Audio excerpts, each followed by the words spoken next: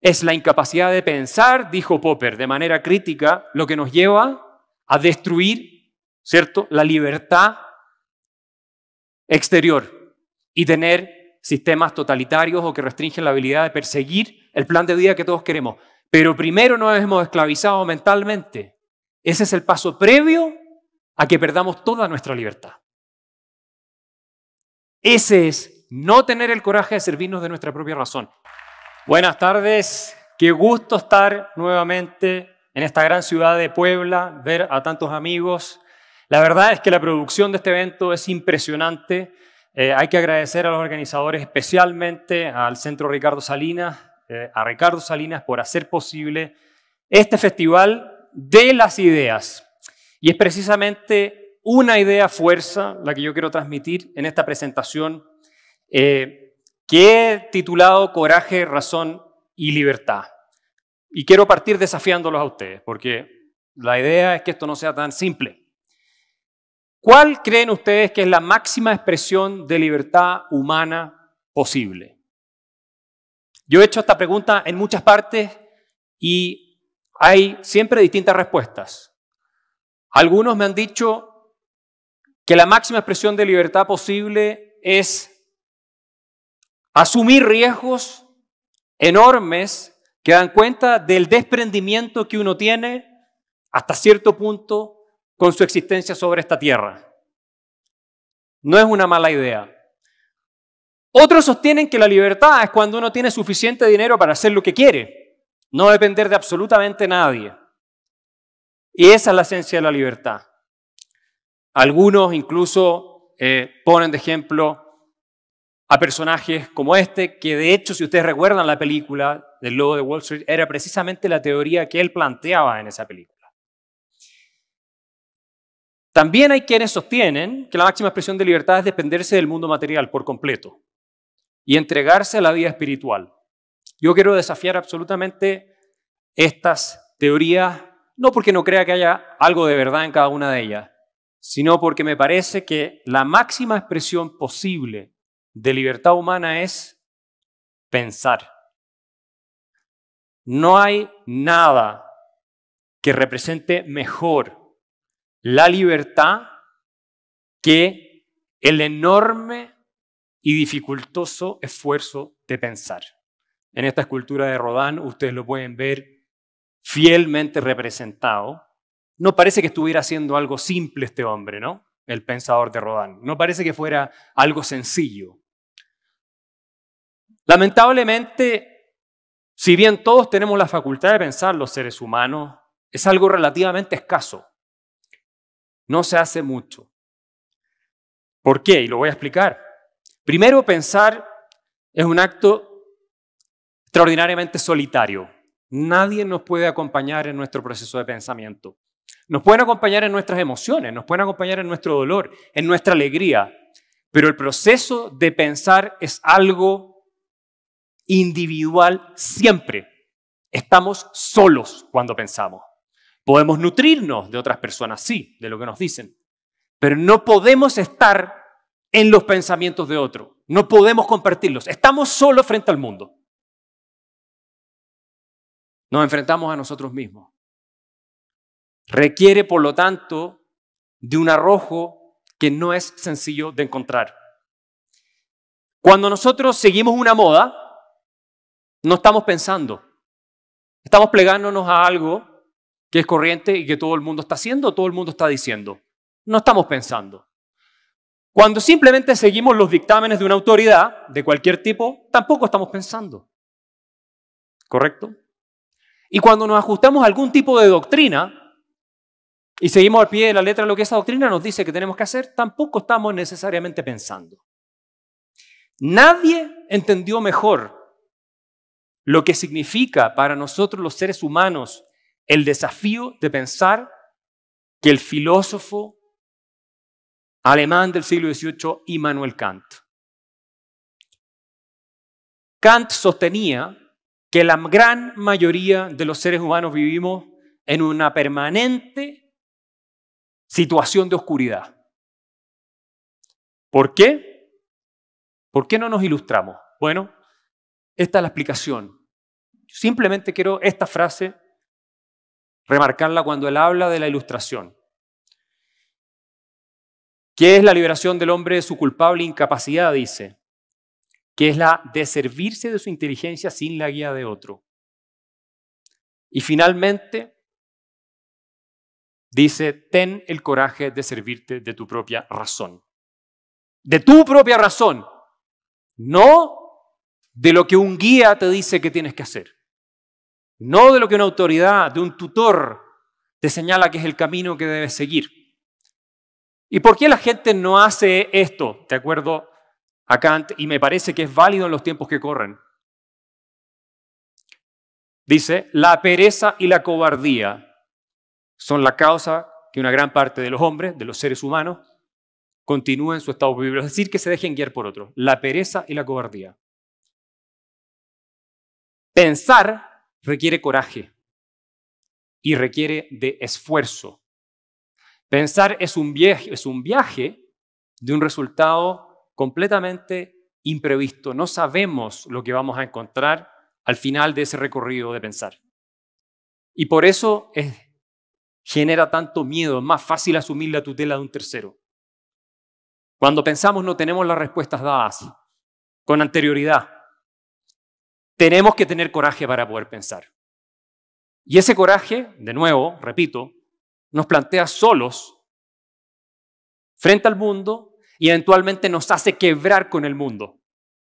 Nos hace seguir un camino distinto de los que están siguiendo todos los demás. Y eso es muy difícil de aceptar. Preferimos vivir en nuestra cárcel mental. Es más cómodo, como esclavos mentales. Es más fácil que atrevernos a pensar, que desafiar al resto. ¿Y qué mejor ejemplo hay de lo que estoy diciendo que las ideologías del siglo XX? ¿Ustedes creen que esa gente que aparece en la foto estaba pensando? Por supuesto que no.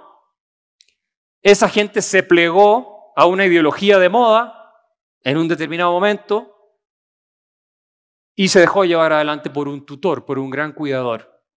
Porque renunció ¿a qué?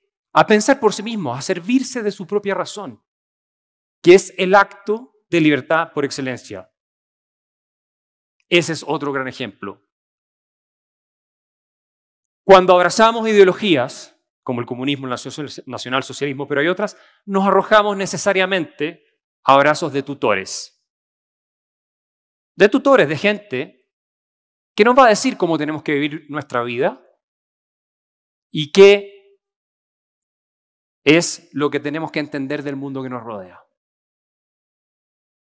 Jean-François Revel, un gran pensador francés, que fue comunista y abandonó el comunismo, decía que las ideologías no reconocen en la realidad ni la fuente de información ni el juez del correcto fundamento de la acción. Las ideologías son para cobardes. Ojo con esto. Porque las ideologías le dan a los seres humanos las respuestas a todas las preguntas posibles. Todas están resueltas. Ustedes no necesitan pensar.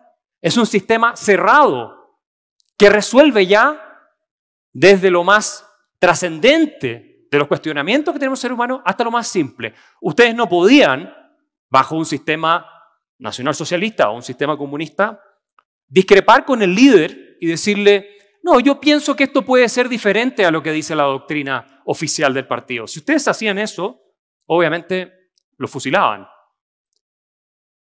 Pero mucha gente voluntariamente se arrojó y por eso se destruyeron lo que Karl Popper, el filósofo del siglo XX, llamaba la sociedad abierta. Es la incapacidad de pensar, dijo Popper, de manera crítica, lo que nos lleva a destruir, ¿cierto?, la libertad exterior y tener sistemas totalitarios o que restringen la habilidad de perseguir el plan de vida que todos queremos. Pero primero nos hemos esclavizado mentalmente.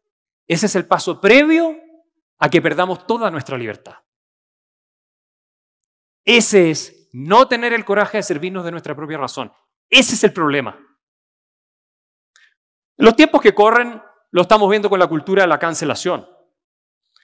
Hay simplemente cuestiones que son políticamente incorrectas decirlas. Uno no puede plantear determinadas ideas que resultan impopulares porque termina siendo perseguido y en algunos casos destruido por las hordas que dominan las redes sociales y hoy día también están en medios de comunicación y en otras partes, que no están abiertas al diálogo racional, que consiste en que pensemos por nosotros mismos. Acá hemos visto varios ejemplos. J.K. Rowling, autora de Harry Potter, perseguida por opiniones que no eran compatibles con algunas posturas dentro del movimiento LGTB. Dave Chappelle, por simplemente hacer rutinas de humor, también cancelado. Y hace no mucho tiempo Joe Rogan, el famoso podcaster, también sufrió una persecución tremenda por frases que le sacaron de contexto y otras posturas respecto a la pandemia en que se discutía científicamente ciertos asuntos que no vamos a entrar ahora, pero son casos emblemáticos de persecución de personas a las cuales se les hizo pagar un precio enorme por ejercer su derecho a pensar, que es fundamental. ¿Para qué? Para que tengamos genuina libertad de expresión. ¿Por qué en los sistemas en que predominan las ideologías la libertad de expresión no es necesaria? La respuesta es bien obvia, porque la gente no piensa. Tú no necesitas pensar cuando tienes resueltas todas las preguntas que puedes formularte. Hoy día, bajo la cultura de la cancelación, estamos viendo que este problema que uno antes solía atribuir a los estados, decíamos, los estados restringen la libertad de expresión, ya no. Ahora quienes restringen la libertad de expresión somos nosotros.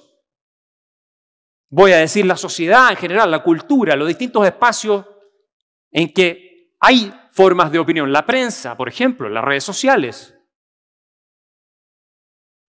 Todo tipo de instancias de difusión de la cultura.